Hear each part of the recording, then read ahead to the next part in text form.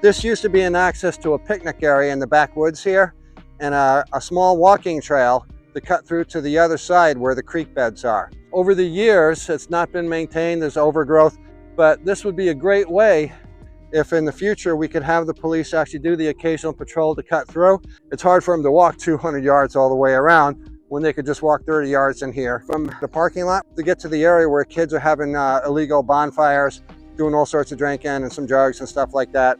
And also it would be easy for EMT workers and first responders if somebody got hurt. We're standing behind the gazebo where a lot of kids come through occasionally when they come to hang out back in the park area on the south side of the parking lot. So what we're discovering now over the past number of years are some new trails that are being formed.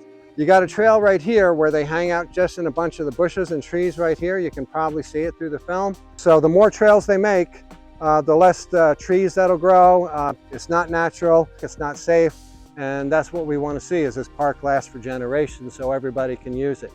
This is actually an old berm, and they set up a guardrail so people couldn't get back. They did this between 20 and 30 years ago. It used to actually be a real street that went all the way through to the water. They set this up because they didn't want people hanging back there, but unfortunately kids and whatnot are still walking back there, and other people. And this would be an obvious way, if there was an emergency, for the EMTs, ambulance, a fire truck, God forbid there's a fire, that they could get their trucks back here. Being able to pull up with an emergency vehicle could quite frankly save a life. It could make all the difference. This is another way they can get in. This was actually cut years ago, but it's never been in any type of repair, so they can cut through this way. But you know, it's not supposed to be like that. Fences like this should be maintained.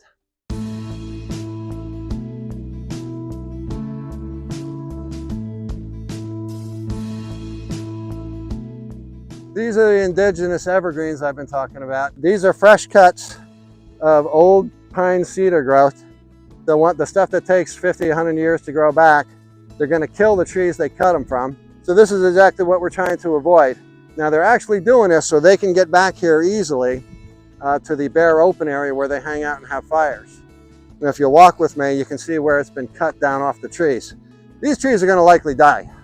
So if it dies in a year or two, it's just going to be bare wood, and it's also easily burnt in a fire. So if there's a campfire that gets out of control, all this stuff will go up. That used to be a whole tree. This has been cut back like this for a number of years. As you can tell, it's old and dry, but this is always a big hangout area. There very often we find a ton of bottles, some drug paraphernalia, vape stuff, but they've cut these down in such a way where they can actually sit and hang out and have their drinks and have their hangout and smoke whatever and whatever they do. That's a recent fire right there. But they dug a big hole here, which they're obviously planning on having a large bonfire. That's charred wood from a campfire. They throw all the charred wood out, so they were trying to get rid of evidence. So this is something we want to preserve. We don't want to see it burn down in case they have a big fire and it gets out of hand.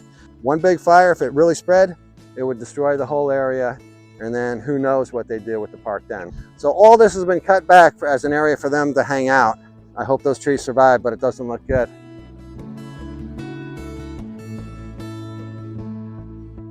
Twisted, that's the drink of choice.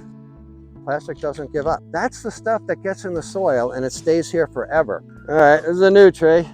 In order for it to get as big as one of these, it would be 50, 80 years, something like that. But this is part of the natural growth that we like to see here. So I hope it survives. Nature always comes back if you give it a chance. This actually goes through to the other side of the creek. Those pathways you filmed before, they come through to here now. And they're not natural pathways. But this one here, there is a straight way back to the parking lot where we showed the gate. That's the part of the park that actually is an official park. And if they maintain that, the police could patrol easily. Purely from safety, it would be great if they had that opened up, and also the berms so they could get back, but also educational and keeping this park sustained. Regular use by non-partying people who just use it to walk their dogs or have a hike, it becomes active in a way that's good for nature.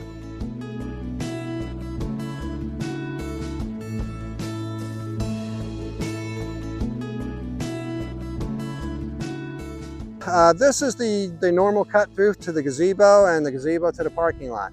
This is normally how the police patrol at this point. This is a long way around for the police workers, for the first responders, In any situation that they have to get back here quickly, they cannot because it's such a long way around.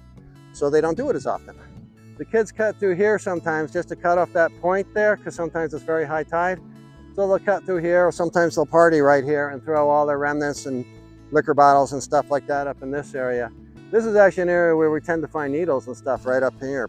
Last year we found needles right along the pathway here, and little girls are playing up here because the parents didn't see it yet, and they're walking right where the needles are. We find needles just to the left of that little girl walking there, and I had pictures of it.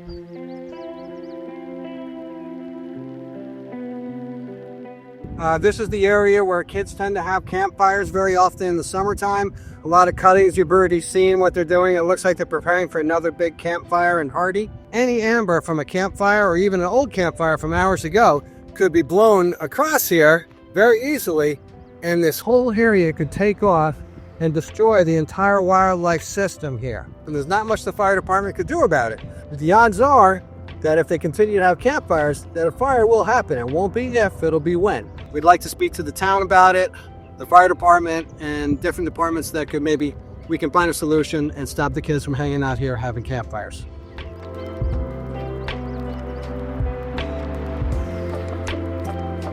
Scott here with the task force and the kids from One Life. They were instrumental throughout all the times we've done many different scans. Today we only found about 15-20 pounds of garbage. There were some cleanups on Earth Day before we got here, obviously, and maintenance did some cleanup too. Sometimes we'll find as much as 75-80 pounds of garbage. Today it was a little bit less. That's a good thing, I guess. But this is what we found. We cleaned it up and we noted a lot of stuff that was going on with the cutback and all the old trees there. So it's important that we do this. We'll be reporting this to the town along with our recommendations that we always do 4 times a year.